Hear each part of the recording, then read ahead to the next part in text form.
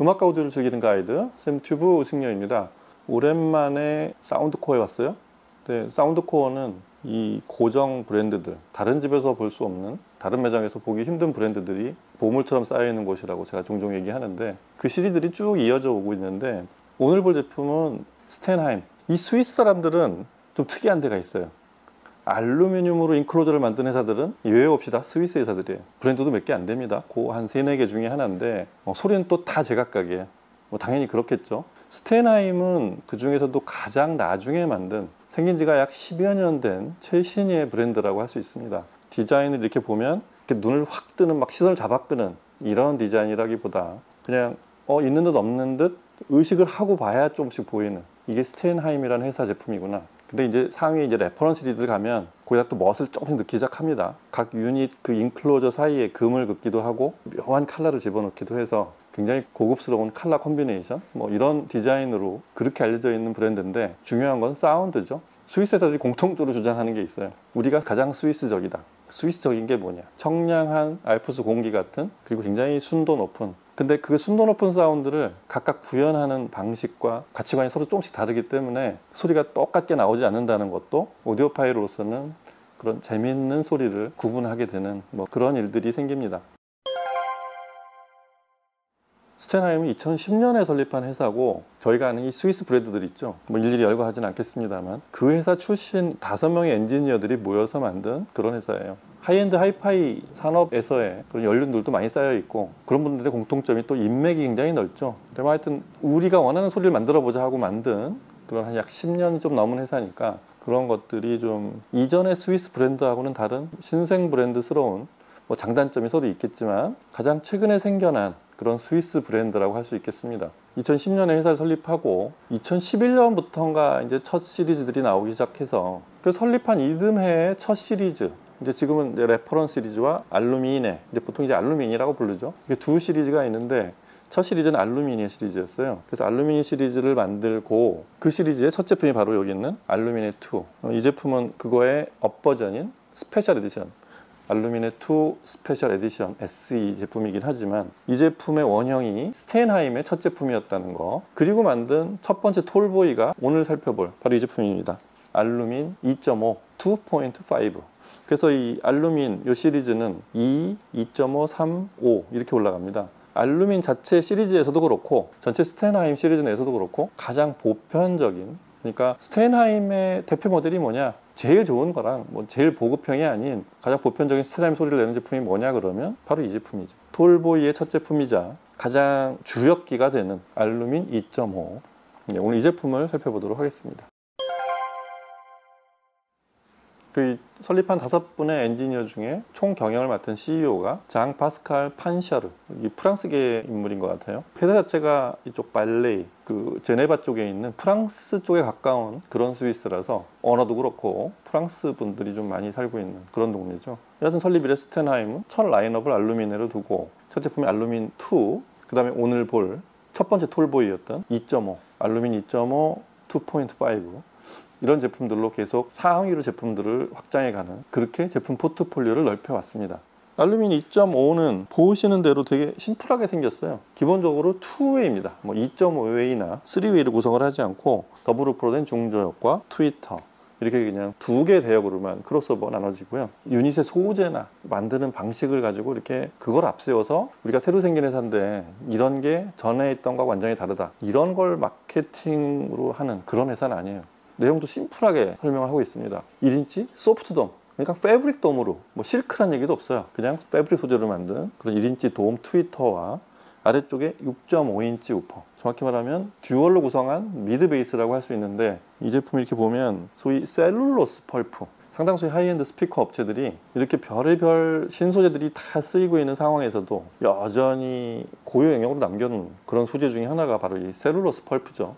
종이를 어떤 비율로 혼합을 해서 어떤 패턴으로 재단을 하느냐, 그리고 그 종이에 얼마큼의 다른 소재를 그 대역에 맞게 입히느냐, 이게 셀룰로스 펄프를 미드 베이스 소재로 쓰는 그런 회사들의 공통점인데, 스텐하임을 이렇게 보면 약간 우리가 아는 폴리프로필렌이나 이런 레진이 있잖아요. 플라스틱을 녹인 원재료, 그걸 살짝 섞은 것 같아요. 많은 비율도 아니에요. 이렇게 두드려 보면 아주 살짝 섞었어요. 그게 절묘합니다.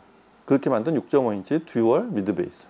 투웨이고 기본적으로는 베이스 리플렉싱 방식이라 아래쪽에 포트를 놓습니다. 그리고 제일 중요한 건 전체 바디가 알루미늄으로 만들었다는 거. 사실 이 회사의 어떤 사운드 시그너처는 유닛보다는 알루미늄. 그러니까 유닛을 선택하고, 그러니까 드라이버 유닛도 당연히 평범한 걸 쓰진 않지만 유닛을 앞세워서 우리는 이렇게 신소재와 아주 대단한 엄청난 대역과 엄청난 내성을 가진 이런 드라이버 유닛을 중심으로 인클로저를 만들었다. 이쪽이 아니라 스테나임은 우리는 알루미늄을 기반으로 하는 그런 인클로저를 우리 회사의 특징으로 한다. 그리고 그 알루미늄 소리에 맞게 내리기 위한 그 다음에 드라이버들, 트위터와 미드레인지 베이스, 이렇게 드라이버 쪽으로 간 이 순서로 소리를 만들어낸 회사라는 의미입니다. 알루미늄 인클로저를 쓴 회사들의 어떤 공통점, 일단 어떻게든 공진을 없애기 위한, 그러니까 음파가 스피커 바깥으로 나오는 걸 일단 차단하고 내부에 생기는 공명을 해결하는, 그렇게만 할 수 있으면 우리가 하이엔드 스피커에서 바라는 원래 음원에는 없는 그런 불필요한 소위 정제파, 공진, 기타 왜곡들 있죠. 특히 모서리에서 음이 이렇게 겹쳐서 서로 부딪히는 부분에 생기는 이런 것들을 해결만 한다면 가장 이상적인 소재라고 할 수 있는 그런 금속 중에서도 사실은 알루미늄은 그런 물성도 뛰어나지만 가벼운 재질이죠. 그래서 재단하기 쉽고 금속이지만 무겁지 않게 만들면서도 외관에서 약간은 광택과 어떤 멋을 줄 수 있는, 이렇게 싹 헤어라인을 준다거나 살짝 빛이 돌게 하는 각도에 따라서 이런 멋을 줄 수 있는 게 알루미늄이라는 그런 스피커 인클로저 소재로서의 장점을 살릴 수 있는 그런 소재지만, 이게 얄풀이하게 만들어서도 이 한쪽 무게가 약 45kg가 나갑니다. 그렇게 가볍진 않아요. 그런 알루미늄을 기반으로 한 회사라는 거. 그래서 스테나임의 소리를, 스테나임이 다른 스피커 회사들하고 차별화되는 그런 포인트가 뭐냐라고 물어보면, 첫째는 알루미늄 인클로저를 기반으로 한 우수한 공명 특성, 그 다음에 두 번째는 그렇게 해도 평범해 보인다고 했던 각 드라이버들의 재생 특성, 그리고 세 번째는 그 각 드라이버를 연결하는 정교한 크로스오버 네트워크입니다. 이게 어떻게 보면 스위스 스피커, 스위스 앰프, 뭐 전자기기들도 마찬가지지만, 스위스 제품 그러면 바깥쪽 만듦새도 만듦새지만 그 안에 뭔가 굉장히 정밀하고 뭔지 모르지만 시계 잘 만드는 나라 그 사람들 아니야. 그래서 스피커 하나를 만들어도 그 안에 손으로 뭔가를 만들어낸 그런 건 어느 나라와도 다를 거라는, 굉장히 정밀도도 정밀도지만 내구성이라든가 결과적으로 나타나는 사운드에서 차별화될 거라는 거, 이런 기대를 할 수 있는 게 사실 스위스 국기를 이렇게 걸어놓고 하는 그런 이 스위스 브랜드들의 가장 큰 혜택이 아닐까 싶습니다. 스테나임도 그렇습니다. 그런 스위스 정밀공학이 이 인클로저, 금속 인클로저 안에 들어있기 때문에 자, 소리를 빨리 내봐, 뭔가 좀 다를 것 같아, 이런 기대감을 가지고 시작하는, 한 50%를 먹고 들어온다고 하죠. 스위스라는 국적이 50%를 일단 선점한 후에 나머지를 채워주는 그런 대표적인 브랜드입니다. 음악을 들어봐야겠죠. 음악 들어보시죠.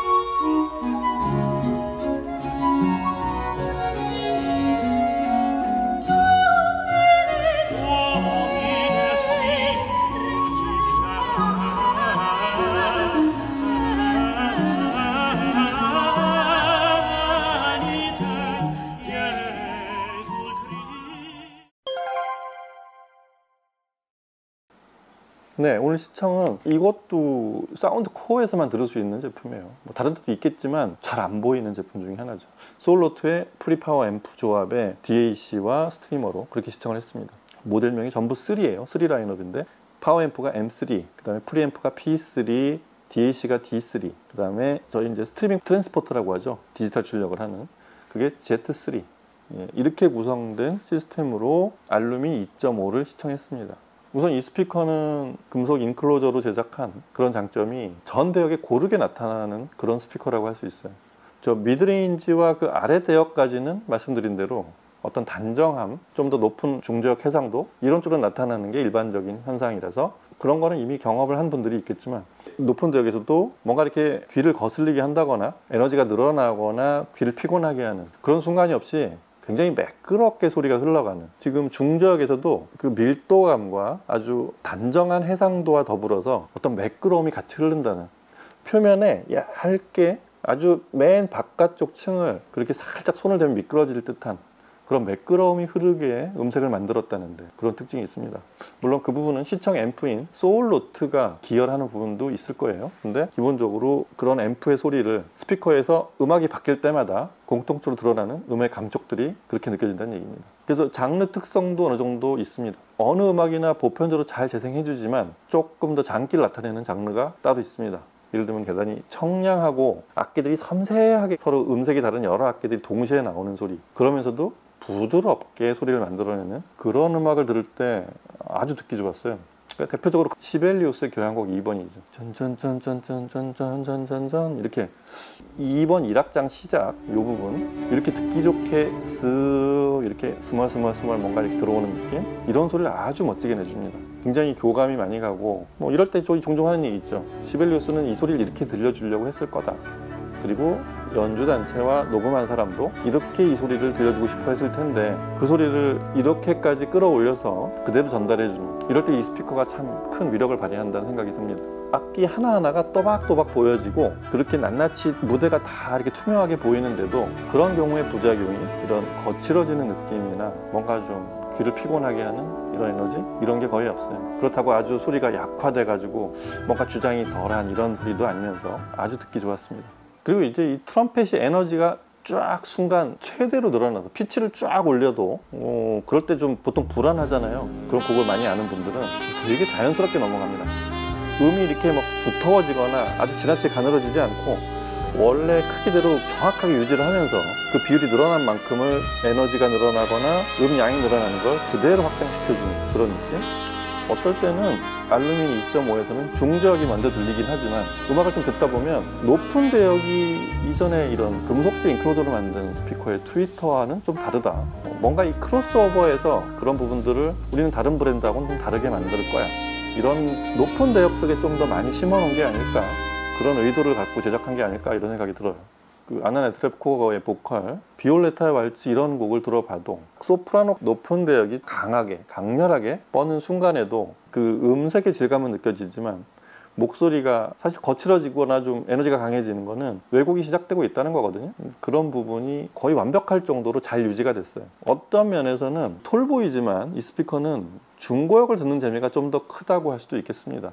물론 미드레인지와 베이스가 굉장히 안정적으로 아래쪽을 받치고 있어서 그래서 높은 대역이 좀 더 잘 들리는 그런 현상이겠지만, 그래서 또 대역도 잘 이어져 있는 그런 느낌이지만 그 결과로서는 중고역이 강했던 그런 곡들 한번 다 끄집어내서 듣게 돼요.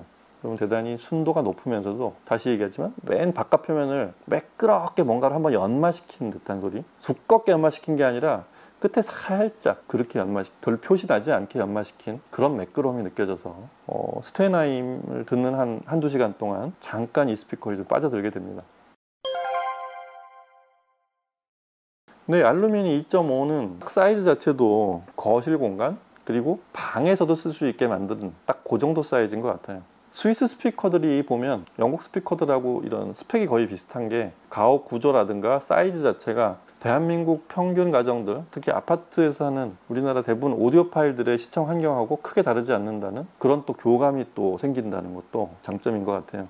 이 사이즈가 사실은 저희 나라 오디오 파일들이 선호하는 가장 표준 사이즈하고도 잘 맞아떨어집니다.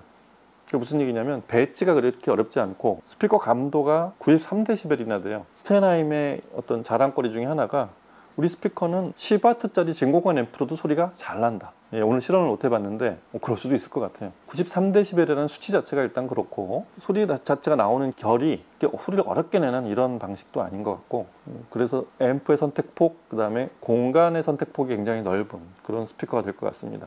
대역도 저역은 35Hz부터 시작해서 높은 대역이 30kHz까지. 오히려 높은 대역의 높이가 살짝 높은 편인 것 같아요. 가장 보편적인 숫자, 톨보이 스피커들이 보여주는 가장 보편적인 대역 스펙, 이런 스펙으로 설계된 그런 제품입니다.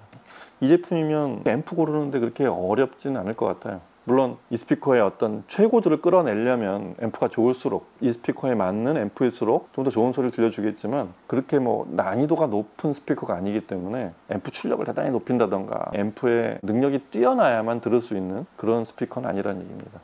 자, 오늘 오랜만에 사운드코어에 와서 스테인하임을 제대로 한번 들어본 첫날이었습니다. 스테인하임 스피커 궁금하신 분들이 제 종종 주변에서 보는데 사운드코어에 와서 한번 꼭 들어보시기 바랍니다. 아마 굉장히 뛰어난 품질의 소리를 들으실 수 있을 거예요. 자, 오늘은 여기서 마치고 다음 시간에 또 다른 스테인하임 제품들, 또 다른 브랜드 제품들 또 살펴보도록 하겠습니다. 감사합니다.